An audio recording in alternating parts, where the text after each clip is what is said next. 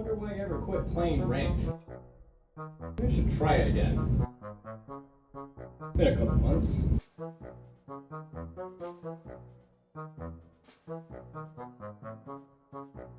Hog cycle.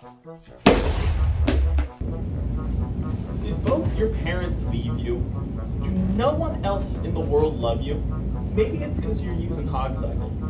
Maybe, just maybe, you should consider killing yourself.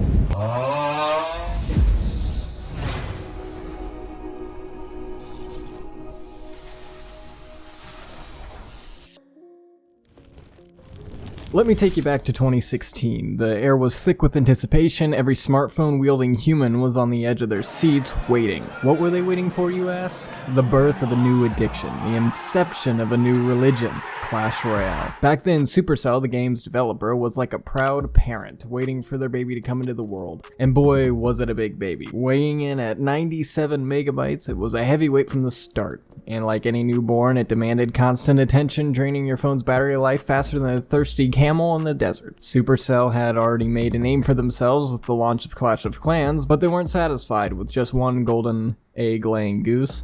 Oh no, they wanted a whole farm. And thus Clash Royale was born, the love child of a tower defense game and collectible card game. Talk about a weird combination, right? But hey, it worked. In the beginning, the game was simple. You had 2 lanes, 3 towers, and a deck of 8 cards. But don't let the simplicity fool you. It was like a chess game on steroids. You had to strategize, you had to plan, you had to spend a ridiculous amount of money on in-game purchases. But we'll get to that later. Clash Royale is a game that was destined to become a global phenomenon. A game that would keep us glued to our screens, a game that would make us forget about trivial things like sleep, food, and socializing. But hey, who needs friends when you have Clash Royale? So Clash Royale was out in the world, a newborn digital baby bawling for attention, and oh boy did it get it. A tsunami of players flooded the servers, turning a simple game into a global sensation quicker than a politician changes their campaign promises. Now that's fast. The game spread like wildfire, or should I say like an inappropriate meme in a high school group chat. Before you knew it, everyone was playing it. Your grandma, your dog, heck, even that weird guy on the bus who never makes eye contact. They were all hooked. But why, you ask? Well, it wasn't just for the thrill of the game. Oh no, it was the sweet, sweet taste of victory. You see, in Clash Royale, you didn't just defeat your opponent, you annihilated them. You crushed their hopes and dreams under their boots and danced on their digital graves with the thumbs up emojis. And boy, did it feel good. But it wasn't all sunshine and rainbows, no sir. You see, the road to popularity is paved with controversy.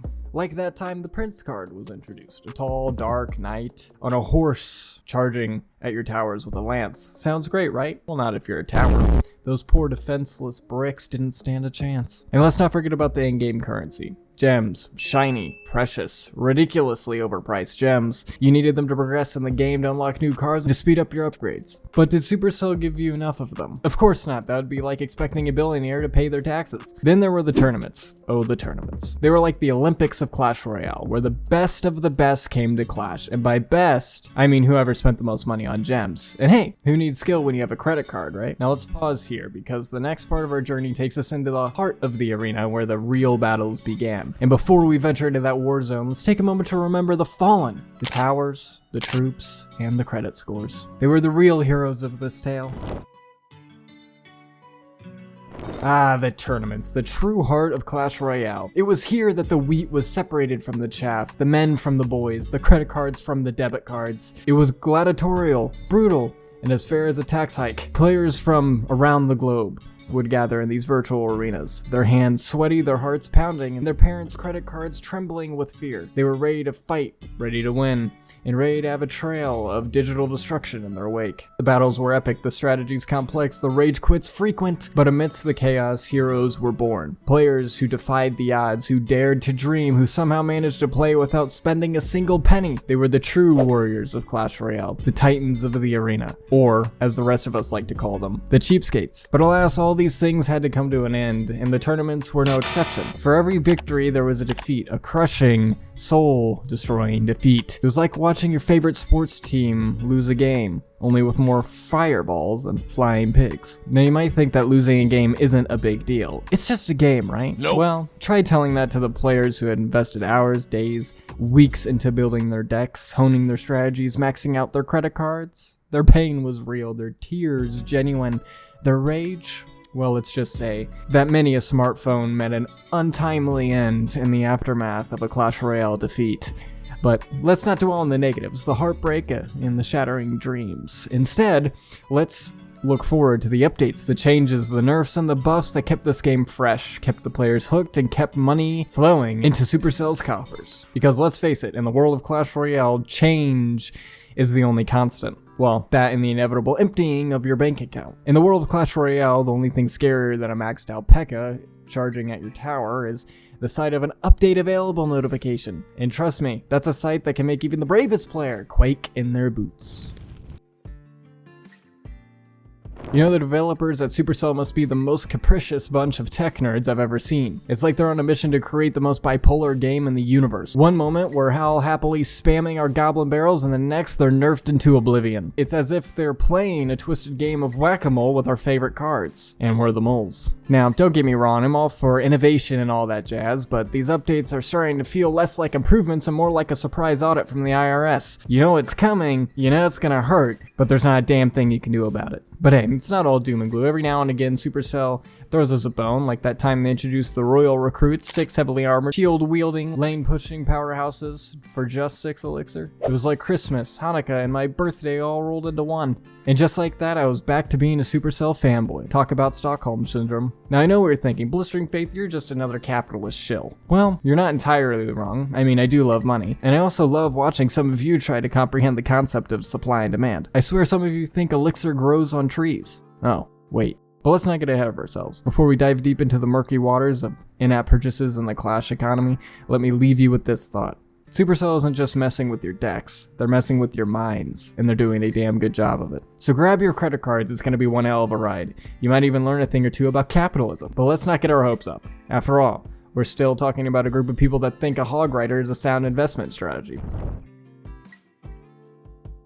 Ah, the in-app purchases, or as I like to call them, the digital equivalent of paying for bottled water. Now don't get me wrong, as a card-carrying capitalist, I'm all for paying for convenience. However, when that convenience is akin to an express lane to bankruptcy, I have to question the sanity of the player. But then again, common sense has never been a strong suit for Clashers. I mean, if it was, they wouldn't be Clashers to begin with, would they? However, the real kicker is the Clash economy. Have you ever tried to make sense of it? It's like trying to comprehend the plot of a David Lynch movie. I've seen simpler algorithms in quantum physics. You'd have an easier time balancing the federal budget than figuring out the exchange rate between elixir and gold. And speaking of budgets, I think Joe Biden could use a lesson or two from Supercell. At least their economy is fictional. The US debt, however, isn't. Now, I know what you're thinking. BlisteringFaith, aren't you being a little bit harsh? Well, let me tell you something. The day Clash Royale stops charging $100 for a chest of gems is the day I stop mocking their business model. Until then, I'll continue to revel in the absurdity of it all. After all, we're just pawns in Supercell's game of Monopoly. But enough about the virtual economy. Let's move on to the real victims here, the players. You know, the ones who think spending their hard-earned money on virtual cards is a sound financial decision? I guess in a world where Bitcoin is considered an investment, anything is possible. Let's take a moment to reflect on the state of the community. Lost in a digital world of their own making, they've become willing participants in Supercell's grand experiment.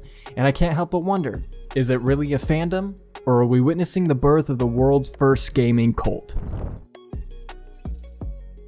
Now you may be wondering, just like I was, whether the Clash Royale community is indeed a fandom or a cult.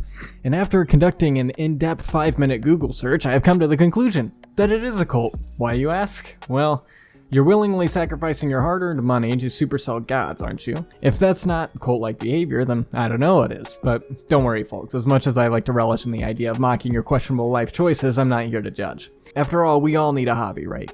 Even if the hobby involves spending your kid's college fund on digital cards. The more I think about it, the more I realize that the Clash Royale community is just like the Freemasons. There's a secret handshake, a bunch of strange rituals, and a hierarchy that only makes sense to the people involved. The only difference is that the Freemasons are a respected society with centuries of history, and you guys are a bunch of nerds with too much time on your hands. But hey, don't let that discourage you. Just because you're part of a mobile gaming cult doesn't mean you can't have fun, right? After all, who needs self-respect when you've got a level 13 skeleton army? Am I right? Now, before you start flooding the comment section with your outraged responses, let me remind you that I'm just a voice on the internet. As we all know, the internet is a place where opinions are like Clash Royale strategies. Everyone has one, and they're usually terrible. As we prepare to transition, let's take a moment to reflect on the state of the Clash Royale community. From the outside looking in, it's a chaotic, nonsensical mess. But from the inside looking out, well, it's still chaotic. And it's still a nonsensical mess. But it's your chaotic, nonsensical mess. And that's something to be proud of. Ah, the controversies and the scandals. Where would we be without them?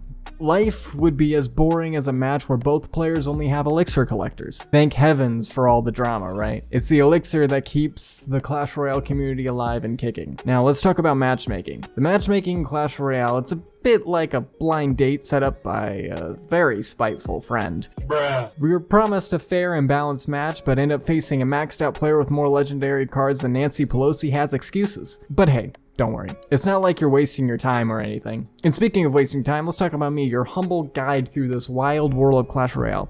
I'm a guy who spent more time analyzing this game than most people spend on their jobs. I've got a PhD in Clash Royale, which is a fancy way of saying I'm unemployed and I live in my mom's basement. But enough about my dazzling career prospects. You know, there's something almost poetic about the Clash Royale community. It's a swirling vortex of controversy, drama, and constant updates that make your hard-earned strategies worthless overnight. It's like a never-ending soap opera, but with less attractive actors and more rage quitting. It's a world that's as unpredictable as a politician's promise, and as reliable as my internet connection during a storm. And yet, despite all of its flaws, it's a world that many of us, including yours truly, can't seem to leave. It's a bit like a car crash. Horrific, but you just can't look away. But let's take a moment to appreciate the weird and wonderful world of Clash Royale. It's a game that's driven people to madness, bankruptcy, in some cases, YouTube stardom. It's a game that's as infuriating as it is addictive. But most importantly, it's a game that's given us something to laugh about. You know, fan-made content is the lifeblood of any game. It's the heart and soul, the bread and butter, well, you get the idea. It's as vital as a giant skeleton in a last-ditch push. And in Clash Royale, we have more fan-made content than Hunter Biden has questionable files on his laptop. Speaking of mods, they're a bit like the Wild West of Clash Royale. Anything goes. Want to make your P.E.K.K.A look like a gigantic rubber duck? Done. Want to make your Hog Rider, well, ride a hot dog instead of a hog? You betcha. It's a world where creativity meets insanity and results are as unpredictable as my dating life. Now, I'm not suggesting you go out and mod your game, not at all. Modding is a bit like tax evasion. Sure, it might seem tempting, but the potential consequences are about as appealing as a root canal performed by a blindfolded dentist. So if there's one takeaway between not doing tax evasion and not modding your game, remember, don't do mods. As we journey through the creative, chaotic world of fan-made content, let's take a moment to laugh at ourselves. After all, we're just a bunch of adults or teens obsessing over a mobile game. We have heated debates over card balance, we spend hours trying to climb the ladder in the arena, and we let a single lost match ruin our day. It's a wonder any of us have a time for a social life. Oh wait. But let's not forget about the real heroes in all of this, the content creators. These brave souls dedicate their time and energy to creating modes, skins, and maps that can make even the most jaded player crack a smile. They're the real MVPs. As we inch closer to Scene 9, let's take a moment to appreciate the sheer absurdity of it all. Some of us are adults who spend our time obsessing over a child's card game, but we're like a bunch of middle-aged men collecting Pokemon cards, only slightly less dignified. The future of Clash Royale is as bright as a solar flare and as uncertain as the next tweet from Kanye. We could get anything from flying pigs to vegan dragons, and you know what? We'll lap it all up like a dog with a bowl of peanut butter because we're that obsessed. And speaking of obsession, let's take a moment to appreciate our own commitment to this game. We're like a bunch of hamsters on a wheel, endlessly chasing the elusive victory. We're as addicted to Clash Royale as a hipster is to an overpriced coffee and obscure vinyl records. Now, I know we're all waiting for that feature where you can physically throw a prince at your opponent when they spam the Laughing King emote, but until that day comes, we'll have to make do with the knowledge that somewhere out there, that Laughing King is probably a 12-year-old kid who should be doing his homework. But the real heart of Clash Royale again is the community. Yes, you, sitting in your underwear at 2 a.m., desperately trying to push to the next arena. You're the real heroes here. You're the backbone of the game, the lifeblood, you get the point. We've laughed, we've cried, we've thrown our phones across the room in a fit of rage, but through it all, we've had each other. And that's the real victory here, isn't it? Now before you start sobbing into your pillows, let's take a moment to reflect on the glorious legacy of this game. The game that turned us into strategic geniuses, or at least made us believe we were. The game that gave us the joy of victory, the despair of defeat, and the burning desire to throw our phones into the nearest body of water. The legacy of Clash Royale, my friends, is not just about the countless hours we spent glued to our screens. No, it's about the community we've built, the friendships we've forged, and the memes. Oh, the memes we've made. Oh my god, bro. Oh, hell no, man. What the fuck? As we bid farewell to the arena, let's not forget the real lesson here. In Clash Royale, as in life, it's all about the grind. It's all about waking up every day ready to face the challenges head on. It's about working hard, playing harder, and never giving up. No matter how many times that Laughing King emote makes you want to pull out your hair. You know, it's kind of like capitalism, really. You start with nothing, you work your way up, and if you play your cards right, pun absolutely intended, you end up on top.